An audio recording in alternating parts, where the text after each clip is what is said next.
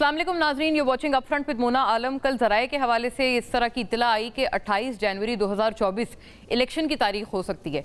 उसके बाद से तकरीबन हर कोई ही इलेक्शंस के मोड में और हर जमात ही तकरीबन अपनी तरफ से एक इलेक्टोरल मोड में जाती हुई नज़र आ रही है और हर कोई अपने हिसाब से इस मामले में आगे बढ़ रहा है और आगे कदम उठा रहा है। जैसे आज इस्तेकाम पाकिस्तान पार्टी का पहला एक तरह से जलसा था जब से वो पार्टी बनी है और इंसेप्शन में आई है। अब जो पार्टी इंसेप्शन में ही आई हो, 9 मई की जो वाक़या था और उसके बाद के होने वाले आफ्टरमैथ्स की बुनियाद पर उसका जो आने वाले इलेक्शंस हैं उसमें कितना स्टेक होगा और क्या स्टेक होगा, बहुत ज़रूरी सवाल है। फिर नाजरीन दीगर पार्टीज़ की तरफ से भी कुछ इसी तरह की बातें सुनने में आ रही हैं। जावेद लतीफ़ साहब का एक बयान है जो कि अभी इसी इंट्रो के दौरान मैं आपको सुनाऊंगी, जहां पर वो अपनी भी बात करते हैं, नवाज शरीफ साहब के हवाले से भी बात करते हैं और जेल में जो शख्स बंद है यानी कि अपेरेंटली और very evidently PTI chairman Imran Khan साहब के हवाले से वो रेफर कर रहे हैं, उनके हवाले से भी वो बात करते हैं और कहते हैं कि जी लेवल प्लेइंग फील्ड अगर देनी है तो आप दोनों को आज़ाद छोड़ दें। बहुत मायने खेज बात है जो आज जावेद लतीफ़ साहब ने की है। क्या वाक़तन पीएमएलएन इस तरह के एक चैलेंज के लिए तैयार है और इस कदर कॉन्फिडेंट है कि उनको लगता है कि अगर उनकी जो आर्च अपोजिशन है यानी कि पीटीआई चेयरमैन और पीटीआई अगर उनको बिल्कुल एक फ्री एक स्पेस दे दी जाए और इक्वल लेवल प्लेइंग फील्ड दे दी जाए तो उसके बावजूद भी पीएमएलएन स्वीप करेगी? कि इतना कॉन्फिडेंस जो एक पीएमएलएन ने जिसका इजहार किया है इसके ऊपर भी बात मजीद करेंगे और ये भी यकीनन इलेक्शंस की तरफ ही इशारा करते हुए नजर आता है। इस हवाले से नाजरीन नैब तरामीम और उस हवाले से होने वाले सुप्रीम कोर्ट का फैसला भी बहुत अहम है, क्योंकि जब इन तमाम तर तरामीम को स्लैश डाउन किया था सुप्रीम कोर्ट के वर्डिक्ट ने, तब ये कहा जा रहा था कि ये भी लेवल प्लेइंग फील्ड की एक झलक है, क्योंकि अब तमाम वो सियासतदान जो कि नैब की जद में थे और फिर बच गए थे इन तरामीम की वजह से, जिनको फिर उनके खिलाफ केसेस वगैरह ख़त्म कर दिए गए थे, उनके खिलाफ इंक्वायरीज ख़त्म कर दी गई थी, अब जब दोबारा से सब कुछ शुरू हो गया है उनके खिलाफ तो ये भी तमाम तर लोगों को लेवल प्लेइंग फील्ड देंगे, क्योंकि हर कोई उसी तरह से एहतसाब के पूरे अमल से गुजर रहा होगा। इस सिलसिले में निगरान हुकूमत ने फैसला किया कि इन तमाम तर मामले पर रिव्यू दायर किया जाए और इस अहवाल से अब वो समाअत के लिए मुकर्रर कर दिया गया है सुप्रीम कोर्ट में। कुछ चीज़ें देखते चलिएगा in the same continuity. Supreme court नैब तरामीम फैसले के खिलाफ इंट्रा कोर्ट अपील समाअत के लिए मुकर्रर। नैब के कानून में 27 तरामीम से मुतालिक बिल गुज़िश्ता कौमी असम्बली और सेनेट से मई 2022 में मंजूर किया गया था। सदर आरिफ अलवी ने इस बिल पर दस्तखत करने से इनकार कर दिया था। जून 2022 में कौमी असम्बली और सेनेट का मुश्तरका इजलास बुलाकर इसकी मंजूरी दी थी। नैब 50 करोड़ से कम मालियत के मामले की तहकीकात नहीं कर सकता। नैब किसी भी मुल्जिम का ज़्यादा से ज़्यादा 14 दिन का रिमांड ले सकता है। बाद में मजीद तरमीम करते हुए इस मुद्दत को 30 दिन तक बढ़ा दिया गया था। फैसले में प्ली बारगेन से मुतालिक होने वाली तरमीम को भी कलअदम करार दिया गया था। चेयरमैन तहरीक इंसाफ की दरख्वास्त पर नैब तरमीम कलअदम करार दी गई थी। साबिक chief justice of Pakistan Umar Ata Bandial की सरबराही में सुप्रीम कोर्ट के बेंच ने 15 सितंबर को इन तरमीम को कलअदम करार देते हुए नैब को 7 रोज़ के अंदर मुकदमात बहाल करने की हिदायत की थी और फिर मुकदमात बहाल हुए भी थे। बड़ी बड़ी फाइल्स जो थी वो वापस पहुंचाई गई थी। नैब तरमीम कलअदम करार देने के फैसले 2-1 की अक्सरियत से सुनाया गया था। नैब फैसले से फ़ायदा उठाने वालों में नवाज शरीफ, चेयरमैन तहरीक इंसाफ, शहबाज शरीफ, हमजा शहबाज, आसिफ अली जरदारी, यूसुफ रजा गिलानी, शाहिद खाकान अब्बासी के नाम नुमाया हैं।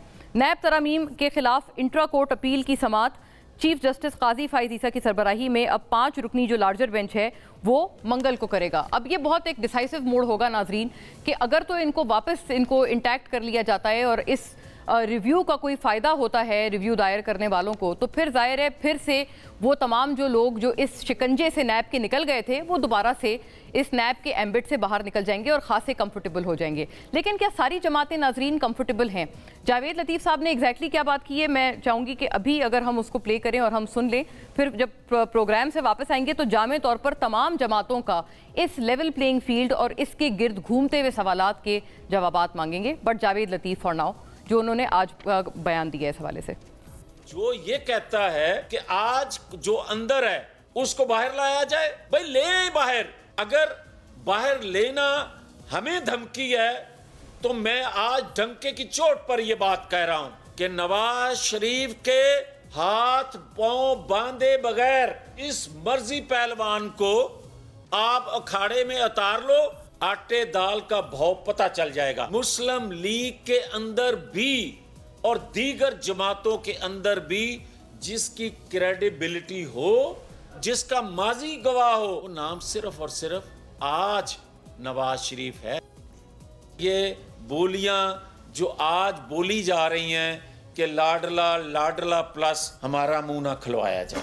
आज हमें फिर सवाल करते हैं कि क्या गारंटी है कि आपको फिर नहीं निकाला जाएगा। तो फिर हम ये कह रहे हैं हमें गारंटी सिर्फ और सिर्फ वोट से है। आज हमें कहते हैं वोट को इज्जत दो, कहां गया आपका बयानिया, कहा गया, हमें ताने दिए जाते हैं। वोट को इज्जत आइन के एहतराम में है। हम किसी से इंतकाम नहीं लेना चाहते। जी नाजरीन, हर तरह के सियासी पहलवान से अखाड़े में, सियासी दंगल में और अखाड़े में मुकाबला करने के लिए तैयार है नून लीग। जावेद लतीफ साहब ने ये दावा किया है, लेकिन ये जो लाडला और लाडले प्लस का ताना है जिसकी तरफ वो इशारा कर रहे हैं, ये सिर्फ पीटीआई, जो भी इस वक्त अभी एक डिसइंटीग्रेटेड फॉर्म में भी पीटीआई जो बची है पार्टी, सिर्फ उनकी तरफ से नहीं आ रहा, बल्कि पीपल्स पार्टी भी बुलंद-ओ-बांग अब ये दावा करना शुरू हो गई है। आफ्टर अ ब्रेक इस पर मजीद बात रहेगी, डोंट गो एनीवेयर।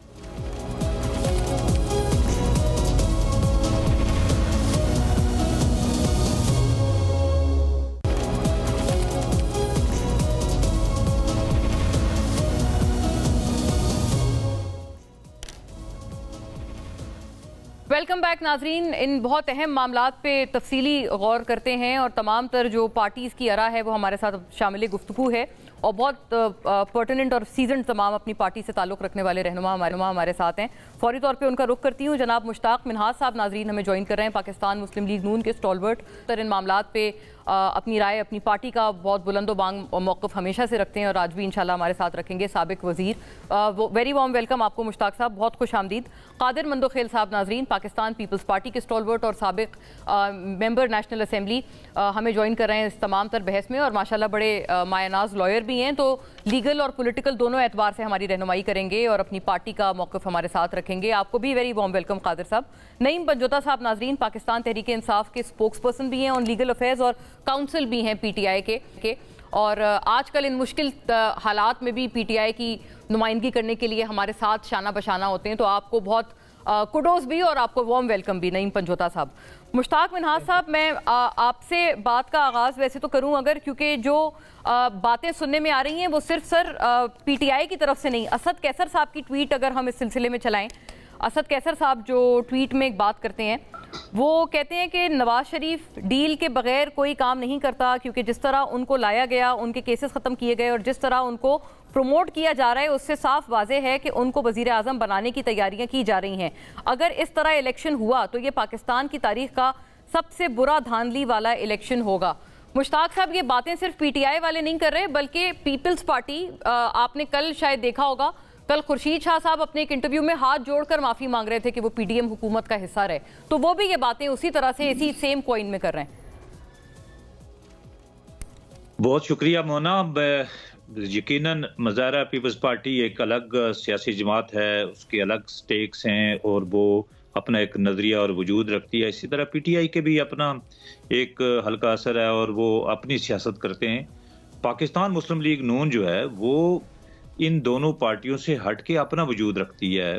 पीडीएम में हम शामिल रहे, पीपल्स पार्टी के दोस्तों को पता नहीं किस बात का गिला है, बहरहाल हम तो बस सच्ची बात है इकट्ठे रहे हैं पिछले 15-16 माह, तो हमें तो ये लगता है कि जनाब हमें मिल के जो है ना, हमने इस एक इमरान खान की जो एक यानी जिस तरीके से 2018 के इलेक्शन को धांधली करके आरटीएस को बैठाकर लाया गया था, तो उस वक्त सारी पॉलिटिकल पार्टीज ने आके फिर एक जमहूरी तरीके से एक अदम एतमाद के जरिए उनको उतारा।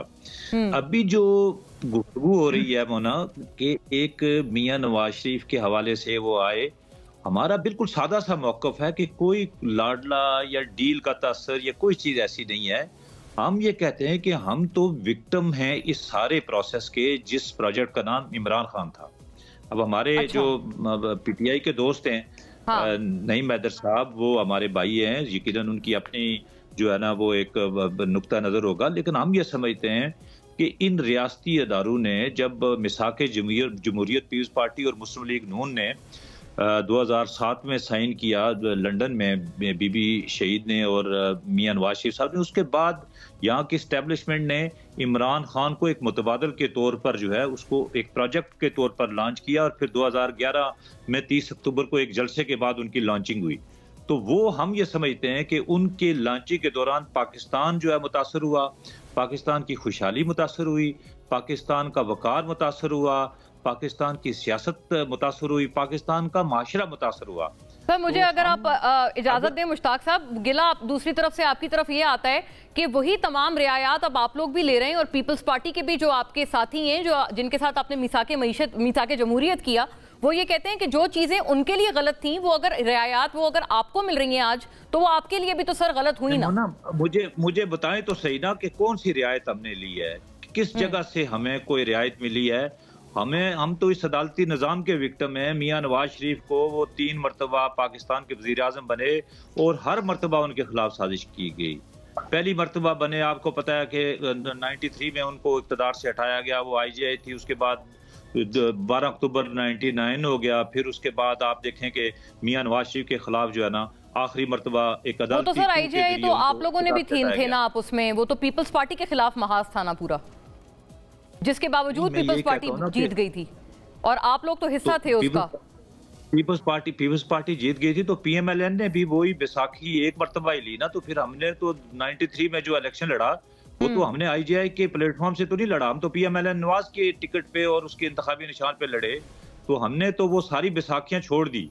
हमें तो उस वक्त से लोग ये कहने लगे कि जनाब मिर्जा जनरल असलम बेग और अब्दुल वहीद काकड़, उनका जो किरदार रहा, फिर उसके बाद जनरल आसिफ नवाज जंजुआ, हम तो कभी किसी रूल रियायत के मुस्तहिक ही नहीं थे।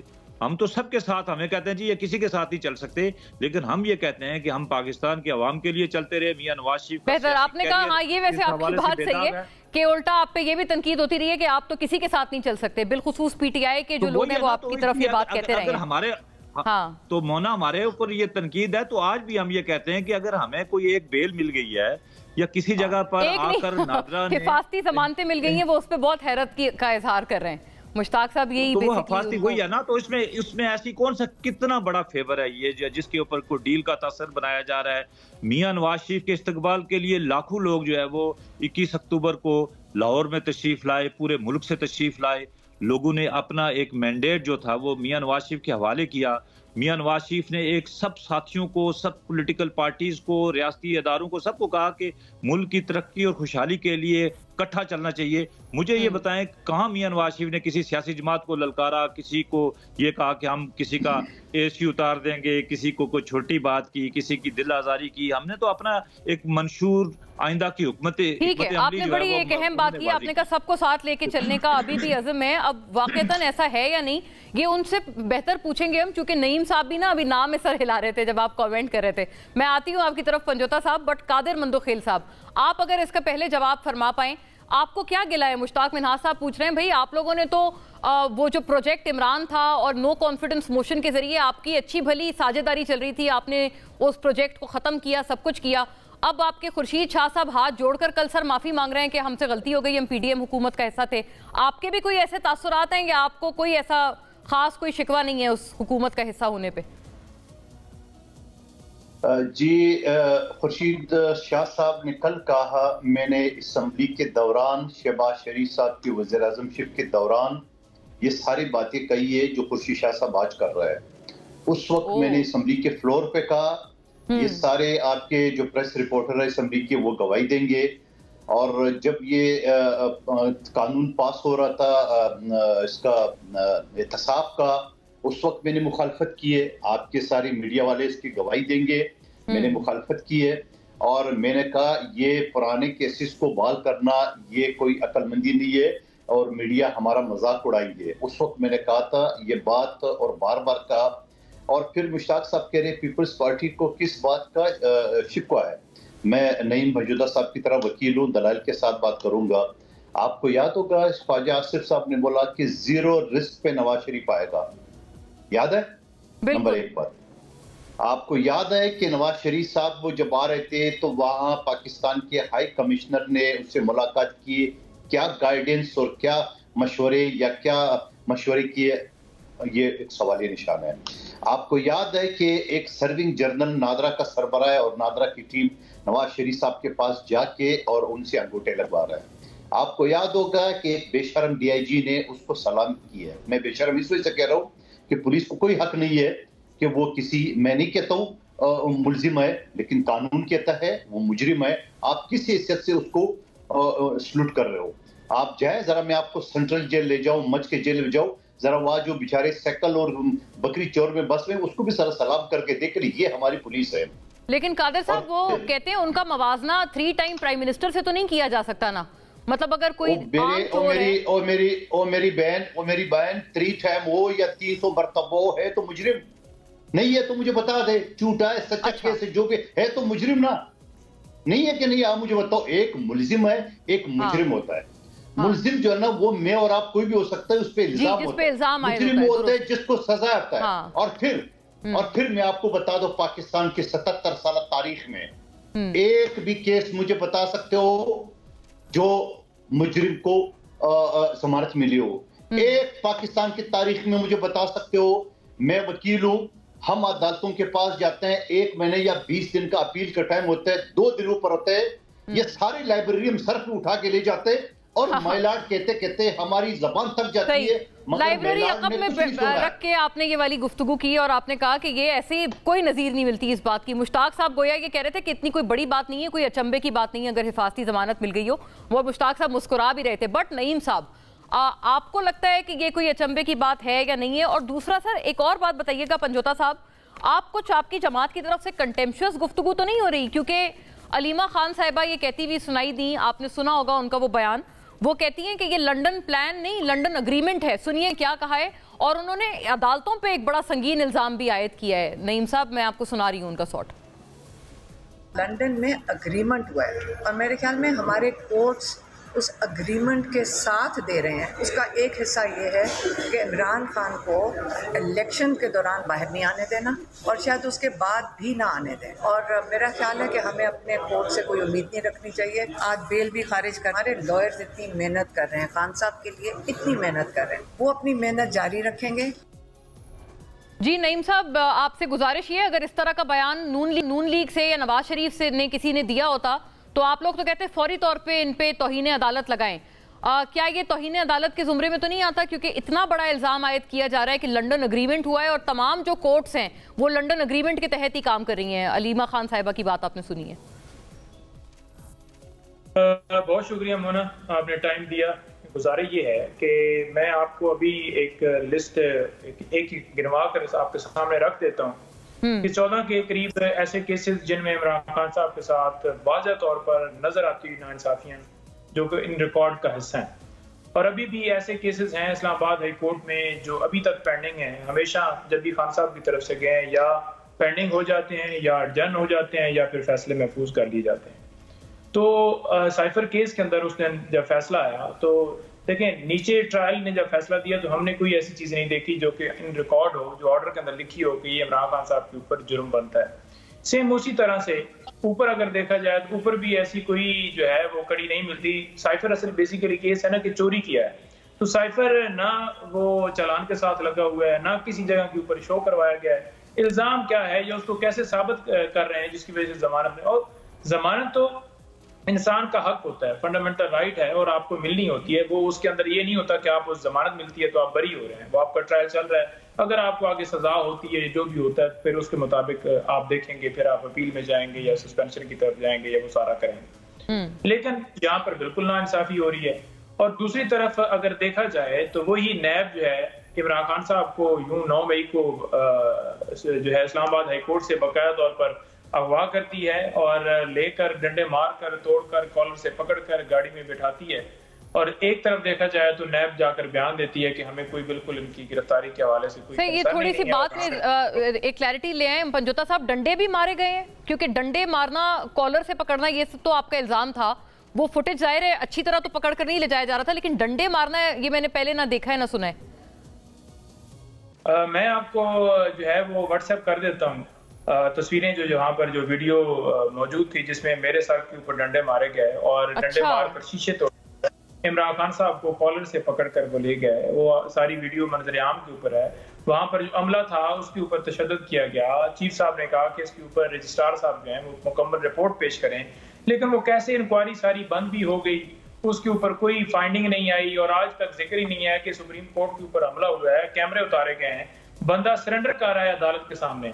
जैसे ये कहते हैं ना कि नवाज शरीफ साहब ने आकर जो सरेंडर किया है, सेम इमरान खान साहब ने उन्हीं मुकदमात में सरेंडर किया था, लेकिन इमरान खान साहब के ऊपर सिर्फ जो है उनके को नोटिस मिला था, उनके ऊपर यानी कि वो मुलजिम तस्वर कर रहे थे, या वो इंक्वायरी जो है वो स्टार्ट थी, अभी तक उसके ऊपर कोई प्रोसीडिंग भी नहीं हुई थी। इधर क्या था कि इधर जो है बकायदा तौर पर कन्विक्टेड थे, और जैसे अहमद वकील साहब ने बताया कि तमाम जगहों के ऊपर उन्हें बाकायदा तौर पर वेलकम किया गया है, और वो सहूलतकारी सारी सामने नजर आ रही है कि किस तरह से उनकी मुश्ताक साहब स्टेटस जो है वो चेंज। जो दीगर दो हमारे साथी हैं पैनल में, वो कह रहे हैं कि इसमें कोई ऐसी बात नहीं, बिल्कुल पानी जैसे क्लियर होता है उतनी क्लियर ये सहूलतकारी जो वो तमाम देख सकते हैं। आपका इस पे व्यू मच अवेटेड है, और ऑब्वियसली दीगर के पास भी जाएंगे। स्टे विद अस नाज़रीन, ब्रेक का वक्त है।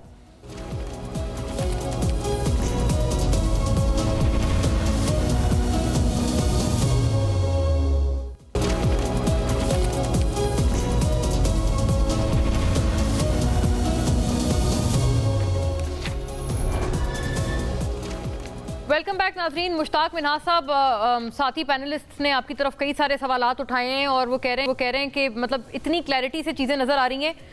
पीपल्स पार्टी के वैसे कुछ लोग ऑफ द रिकॉर्ड जब हमसे बात करते हैं वो कहते हैं इलेक्शंस भी एक फॉर्मेलिटी ही हैं, और आप पहले बेशक प्राइम मिनिस्टर बना दें नवाज शरीफ साहब को, फिर बाद में इलेक्शन करा लें, कौम का पैसा बच जाएगा। ऐसी तजावीज़ भी दे रहे हैं पीपल्स पार्टी के आपके दोस्त और कॉलीग्स। मैं ऑर्डिनेंस कर दे रहा हूं। नहीं, मेरी जो गुजारिश है ना अपने भाइयों से, देखिए हम सारे सियासी कारकुन हैं, हम असल में जो बंदा जो मंजर देखना चाहता है ना, तो अगर उसको वो मंजर ना मिले तो वो फिर उसको इस पर एतराज़ हो जाता है। ये यानी सियासी जमातों की और सियासी कायदीन की जो है ये एक मजबूरी भी होती है और उनकी एक आदत भी है।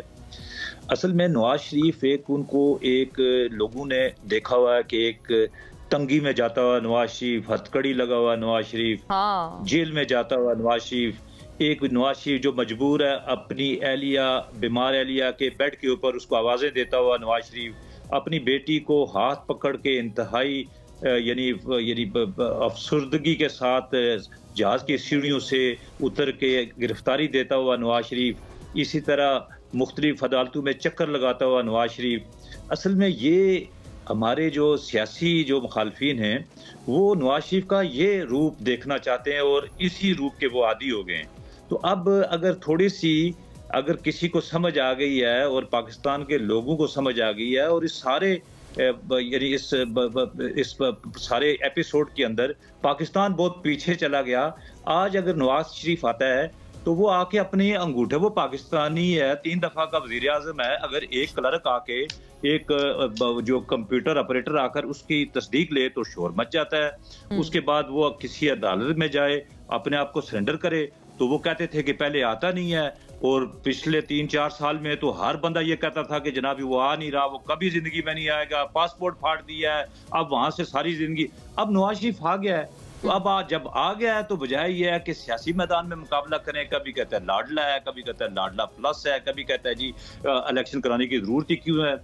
असल में सिर्फ हमारा ये है कि समझने, एक दूसरे को अकोमोडेट करने की, और हम भी नहीं चाहते कि कोई भी सियासी जमात लेवल प्लेइंग फील्ड की बात किया। 2018 में हमें लेवल प्लेइंग फील्ड मिली, लेकिन इसके बावजूद हम इलेक्शन लड़े। हम आज भी चाहते हैं। मेरा अर्ज ये है कि वो दूसरी तरफ से आपके ऊपर ये अब इल्जाम लगा रहे हैं कि जिन तकालीफ में नवाज शरीफ साहब रहे हैं या जो उन्होंने गुजारी है, अब शायद वो अपने जो मुखालफीन है उनको उसमें देख कर मे बी वो अब कह रहे हैं कि जी इनके साथ बहुत अच्छा हो रहा है। तो एक डेमोक्रेट तो ये कभी भी नहीं चाहेगा।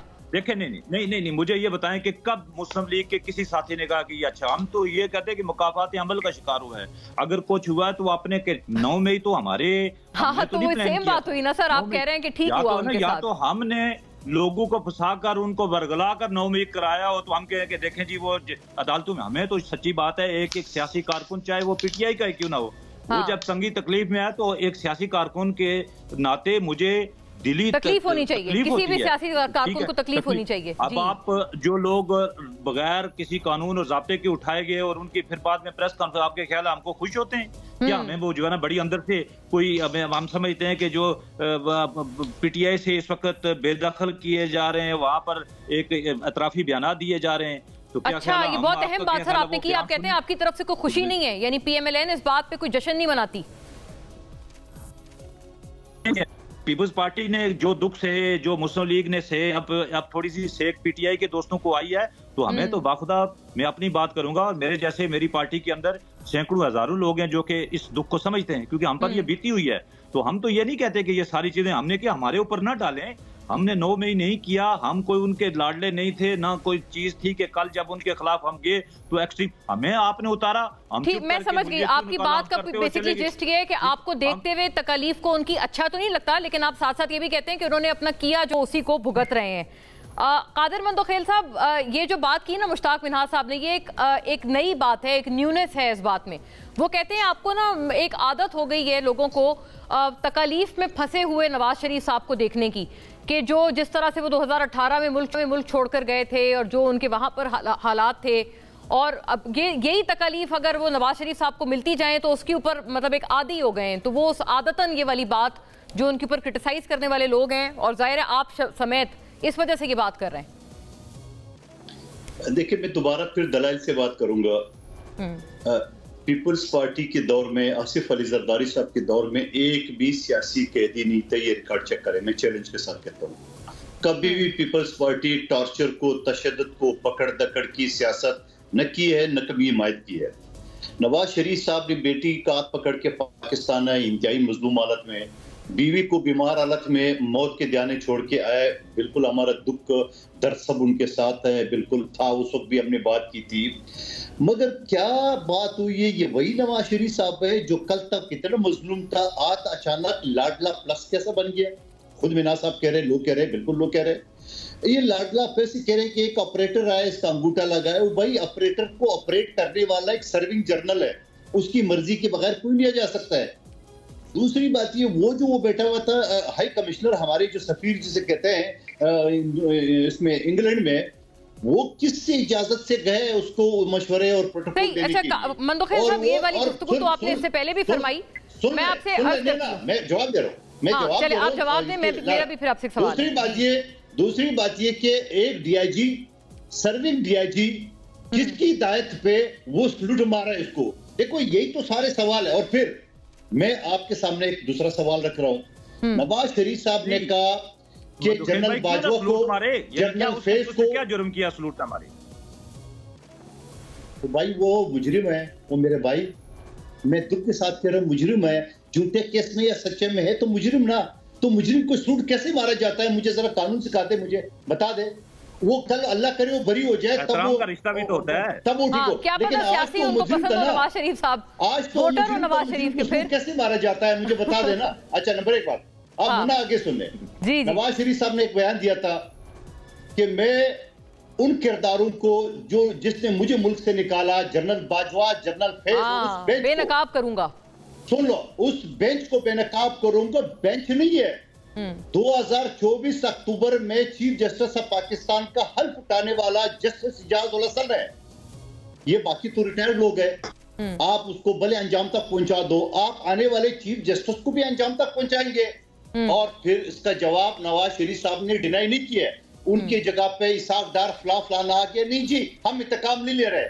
हाँ, अल्लाह पे छोड़ दिया। अच्छा, ये बड़ा अहम पॉइंट है। बट कादिर साहब, मेरा आपसे एक बहुत अहम सवाल है। मैं पहले पंजोता साहब की तरफ बढ़ूं, ये सवाल मैं आपसे बाद में करती हूँ। पीपल्स पार्टी की तरफ सर ये भी तनकीद आती है कि आपने एक मीठा मीठा हप हप और कड़वा कड़वा थू थू की पॉलिसी अपनाई, क्योंकि जब आप लोग इनके साथ एक गवर्नमेंट में थे तब ये तमाम तरह इख्तिलाफात आपने किए, मैं मानती हूँ आपने किए।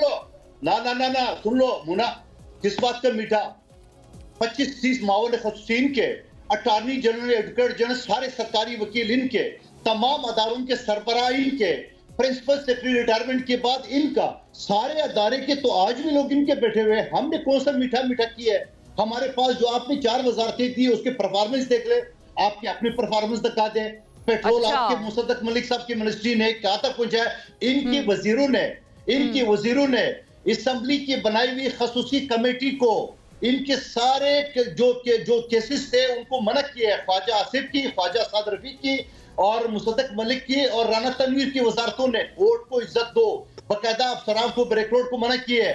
आज भी इनका इन्फ्लुएंस जारी है कि इस्लामाबाद कमेटियों के साथ भी आप कहते हैं कि जो सुन लो मुझे जुमला कंप्लीट कर दो। हाँ। आज भी 342 की अरकान की एक खसूसी कमेटी के हिदायत को, जो कि आर्टिकल 69 के तहत कोई इंटरफेरेंस नहीं से कर सकता है असेंबली की कार्रवाई में, कोई भी अदालत, इस्लामाबाद हाई कोर्ट के एक सिंगल जज ने पूरा वॉश कर दी है। न सिर्फ वॉश कर दी बल्कि ये जो काम हो चुका है, 4 लाख से ज्यादा मुलाजमीन को रेगुलाइज कर लिए पीपल्स पार्टी के जाले ने, 1.5 लाख से ज्यादा दरख्वास्त। ठीक है, मैं कादर साहब ये बहुत आपने अहम बात की है, आपने साबिक वज़रा पे भी इल्जाम लगाया है, क्योंकि इनकी हिदायत पे आज भी मैं कहता हूँ निगरान हुकूमत नहीं है, आज भी मुस्लिम लीग नून की हुकूमत है। अरे ये तो बहुत बड़ा आपने इंकिशाफ किया है, ये तो बहुत बड़ा आप क्लेम कर रहे हैं, और ये जाहिर है ये निगरान जो हुकूमत है उनके ऊपर भी बहुत बड़ा एक इल्जाम आयद किया है। सर मैं इसके ऊपर तफसील से जाती हूँ। पंजोता साहब की मैंने बात अभी नहीं सुनी, मुझे ब्रेक के बाद वापस आना है उनकी तरफ। मुझे एक तस्वीर भी भेजी है पंजोता साहब ने, I am bringing it on the record. Break के बाद इसकी बात करूंगी।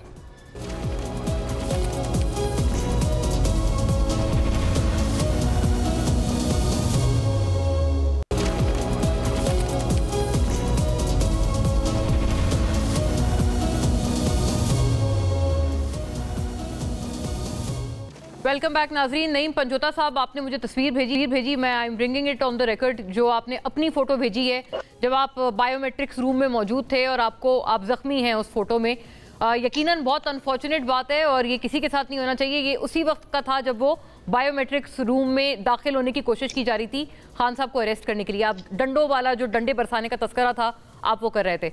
लेकिन एक आपसे सवाल मेरा ये है कि एक दूसरी तरफ बात ये भी की जाती है, देखिए गिरफ्तारी सही है या गलत है ये बात डिबेटेबल है, बट ये गिवन फैक्ट है कि खान साहब गिरफ्तारी को अवॉइड करने की कोशिश कर रहे थे और शायद उसी की वजह से ये नौबत आई कि उनको गिरफ्तार करने के लिए इस तरह की नफरी मंगवानी पड़ी। आपको याद होगा ज़मान पार्क में जो ऑपरेशन होता था, जब पुलिस करते थे ऑपरेशन, तब भी आपकी तरफ ये बात आती थी कि जी आप अपने सारे वोटर्स वगैरह को बुला लेते थे, बच्चों को, औरतों को, और उनको एक ह्यूमन शील्ड की तरह यूज करते थे। द पॉइंट इज अभी भी खान साहब जेल में ही हैं, उनको काफी दिन हो गए हैं और वो माशाल्लाह he is doing well in the prison. मतलब अगर वो अपनी गिरफ्तारी दे देते एक सियासी प्रोसेस का ही उसको हिस्सा समझ के, तो कोई मतलब इसमें कोई कबाहत नहीं थी। जो असल प्रॉब्लम की जड़ है वो ये थी कि वो रेजिस्ट कर रहे थे गिरफ्तारी। नहीं, असल मामला ये था कि जैसे वारंट निकाले गए थे तो शफा केस के अंदर, वो केस जिसमें इमरान खान को बाद में जो है वो उठाकर पर्दे जुर्म लगाया गया, इस वक्त जो गिरफ्तारी उस टाइम की गई थी वो नैब वाले एक जिसमें नोटिस हुए थे इमरान खान साहब को, उस केस के अंदर गिरफ्तारी की गई थी 9 मई के हवाले से। उस इंक्वायरी को कब इन्वेस्टिगेशन में तब्दील कर दिया गया कोई हमें पता नहीं और कोई खबर नहीं, और अचानक से आते हैं और हमला कर देते हैं। दूसरे नंबर पर जो 26 घंटे ऑपरेशन किया गया, एक वारंट निकाले गए थे नॉन बेलेबल, जैसे कि नवाज शरीफ साहब के नॉन बेलेबल वारंट निकले हुए थे और बगैर पेश हुए दुबई से ही वो वारंट जो है कैंसिल हो गए। अब बंदा बाहर मौजूद है, मुल्क से बाहर है, और कैसे वो वारंट कैंसिल होते हैं? सेम इसी तरह के वारंट थे और हम ये कह रहे थे कि क्योंकि खतरात हैं डिस्ट्रिक्ट कोर्ट में, F8 मरकज में, इमरान खान साहब के ऊपर कातलाना हमला हुआ है वजीराबाद में, तो वो पेश नहीं हो रहे इस वजह से कि उस अदालत को या तो जुडिशल कंप्लेंट किया जाए या हाई कोर्ट के अंदर जो है कोई ऐसा जो है निज़ाम मैकेनिज्म बनाया जाए कि वो जो समात है केस की वो वहां पर हो जो सेफ जगह हो। तो उस चीज के ऊपर तो फैसला दिया नहीं जा रहा था, ये कहा जा रहा था कि आप आए, आपको जबरदस्ती आना पड़ेगा, रोजाना पुलिस भेज दी जाती थी। लेकिन जब इस्लामाबाद हाई कोर्ट में फिर हम पहुंचे और वहां पर ये हुआ, और 18 मार्च को इमरान खान साहब जुडिशल कम्प्लेक्स के अंदर ही पेश हुए जब अदालत शिफ्ट की गई थी। जी। और इमरान खान साहब जब पेश होते हैं तो उनके ऊपर फिर हमला किया जाता है, उनके वर्कर्स साथ होते हैं, उनके ऊपर हमला किया जाता है। क्या नवाज शरीफ साहब के साथ जो वर्कर्स थे जो हाई कोर्ट के अंदर नवाज शरीफ साहब की हवाले से भी यूज हो सकती है ना? जब 18 में उनको गिरफ्तारी का कहा गया, उनको सजा हुई, तो फिर तो वो सजा काटने के लिए और जेल जाने के लिए खुद आए ना वॉलंटरीली। तो अगर नवाज शरीफ साहब की मिसाल यूज हो रही है यहाँ पे, तो दूसरी मिसाल भी तो इस्तेमाल करें। देखिए बिल्कुल, वो खान साहब जब 5 अगस्त को जो है वो गिरफ्तारी के उनके अहकामात हुए, उनको सजा हुई, तो वो खान साहब ने बिल्कुल अरेस्ट किया और उस दिन भी ये दीवारें फैलांग के दरवाजे तोड़कर और उनके कमरे तक ये है वो बेडरूम तक ये गए हैं और उनको जबरदस्ती वहां से पकड़े। हालांकि उस दिन भी इन्होंने कोई वारंट या कोई ऑर्डर या कोई चीज दिखाई नहीं है। ये तो बाद में ऑर्डर हुए, बाद में सारी अप्रूवल हुई, यहाँ से ऑर्डर, हम कोर्ट में खड़े हैं, जो ही हम निकल के मीडिया को बता रहे हैं कि बहुत तो सजा हो। अच्छा, ये आप कहते हैं एकदम अचानक से आपके ऊपर ये कि पुलिस ने तो हमला कर दिया? ये पहले से प्रोग्राम था, माहिम दिलावर साहब ने शायद बताया हुआ था कि मैं फैसला देने लगा हूँ या जो भी था, फौरन। जी मुश्ताक साहब, ये बहुत एक अहम सवाल ये भी है कि अभी तो आपने सुना कादिर बंदोखेल साहब तो कह रहे हैं कि निगरां भी इस वक्त एक तरह से पीएमएलएन की गवर्नमेंट है, बहुत बड़ा इल्जाम है। लेकिन ये बताएं कि आपकी तरफ से जो आपके पास्ट गुजरा जैसे जावेद लतीफ, वो तो ये कहते हुए नजर आ रहे हैं कि नवाज शरीफ को भी उनके हाथ पांव खोलकर उनको इलेक्शन लड़ने की इजाजत दी जाए। तो सर आप कौन से हाथ पांव बंधे हुए हैं? अब तो वो कहते हैं कि आपके लिए तो सारा एक ग्राउंड सेट किया हुआ है, आपको भी ये गिला क्यों है? फिर वो कहते हैं ना कि किसका यकीन कीजिए किसका ना कीजिए, लाए हैं बज़्म नाज से यार खबर अलग अलग। हमारे अपना रोना है, और मैं अपने दोस्तों का और खास करके कादिर बंदोखेल साहब का, पीपल्स पार्टी का और पीटीआई के दोस्तों का शुक्रिया अदा करता हूँ, उनका ममनून एहसान हूँ कि वो बहुत अच्छे तरीके से हमारी इलेक्शन कैंपेन, चूंकि हमने उसका आगाज 21 अक्टूबर से कर दिया है, तो हमारी ये इलेक्शन कैंपेन को ये चला रहे हैं अभी। यानी इन सब का शुक्रिया बनता है कि अभी इलेक्शन होने हैं, वो शायद 28 तारीख को 28 जनवरी को इलेक्शन होंगे। एक जुमला पाकिस्तान पूरी रियासत आपको पूरी सपोर्ट कर रही है, लेकिन आप सुने तो सही ना, देखें पैसे पूछे देगा और बिरयानी चरहानी और जन्नत के टिकट और चक्कर में लोगों को आप कहते हैं। सुने मेरे भाई मुश्ताक साहब मुकम्मल करें अपनी बारी पे मेरी देखें, मैं नहीं बोलता। आपने उनकी इलेक्शन कैंपेन की बात आपने छेड़ी मुश्ताक साहब, दोनों की तरफ से कोई ना कोई रिएक्शन है, आप मुकम्मल कर लेंगे। ये देखें मेरी बात सुने, हम सारी जिंदगी यही मुस्लिम लीग नून और ये पॉलिटिशियन या कादर साहब या ये इलेक्शन हमारे लिए कोई नई बात नहीं। हमने बड़े इलेक्शन लड़े हैं, हमारी पार्टीज ने बड़े इलेक्शन लड़े हैं, और इलेक्शन में जब आपको ये तो बड़ा हलवा सा इलेक्शन हमें लग रहा है जिसकी ये तवज्जो दे रहे हैं, इस वक्त ये खुद हमारी इलेक्शन कैंपेन चला रहे हैं कि देखें जी वो जीत गया, वो पहले से वजीर आजम बन गया।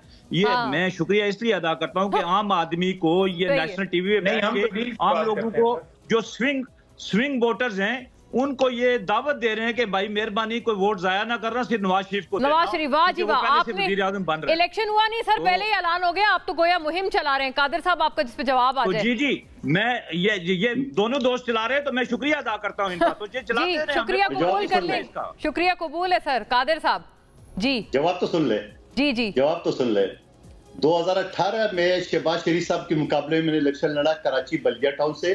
2021 में मिफ्ता इस्माइल साहब के खिलाफ लड़ा, और इन दोनों ने वज़ीर आज़म और वज़ीर खजाना ने एक टक्के का काम नहीं किया। इवन कि मैं मुंतखब हुआ है, मैंने मुझसे मुलाकात 1 मिनट का टाइम नहीं दिया, बार बार रिक्वेस्ट पे। जिस तरह शहबाज शरीफ साहब का लाहौर में इस्तकबाल हुआ, जरा ये कराची में तो आज इसको पता चल जाएगा। इलेक्शन मुहिम किससे कहता है, उसको बोला आज इलेक्शन मुहिम चला लो। राइट, मुझे वाइंड अप करना पड़ेगा, वक्त इतना ही था, बहुत बात चल रही थी। इंशाल्लाह किसी और निशिस्त में आगे बढ़ाएंगे। Thank you to all the gentleman, अल्लाह हाफिज।